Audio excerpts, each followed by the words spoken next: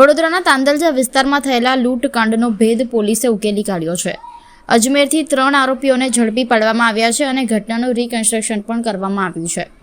થોડા દિવસો અગાઉ વડોદરા શહેરના જેપી રોડ પોલીસ સ્ટેશન વિસ્તારમાં આવેલા મેગ્નમ પ્લાઝા પાસે 3 થી 3.5 લાખ રૂપિયાની લૂંટની ઘટના બની હતી.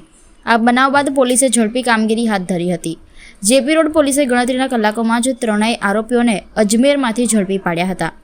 આરોપીઓને કોર્ટમાં રજૂ કરતા કોર્ટ દ્વારા વધુ તપાસ માટે 3 દિવસના રિમાન્ડ મંજૂર કરવામાં આવ્યા હતા.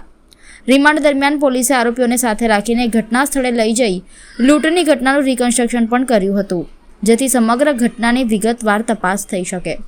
હાલ પોલીસે આગળની તપાસ હાથ ધરી છે. ગુનો દાખલ થયાના 3 થી 4 કલાક સુધીમાં આપણે આરોપી આઈડેન્ટિફાઈ જેપી રોડ પોલીસ સ્ટેશનની ટીમ દ્વારા કરી લેવામાં આવ્યા હતા. સર, આરોપીઓ અહીંથી વડોદરાથી ફરાર થઈ ગયા હતા, કંઈથી ઝડપી પાડવામાં આવ્યા? આરોપી આપણે લોકલ વિસ્તારમાંથી લોકલ હ્યુમન સોર્સનો ઉપયોગ કરીને અને ટેકનિકલ સોર્સનો ઉપયોગ કરીને આપણે પકડી પાડ્યા. કઈ ટીમો લાગેલી હતા લોકોને ઝડપી પાડવામાં? કઈ ટીમો લાગી? જે દિવસે લૂંટ થઈ ત્યારે તાત્કાલિક અમે અમારે પોલીસ સ્ટેશનના ડિસ્ટાફ, અન્ય સ્ટાફ, અમારે લોકલ એલસીબીના સ્ટાફ તમામની મદદ લીધી હતી. કેટલો મુદ્દામાલ રિકવર કરવામાં આવશે?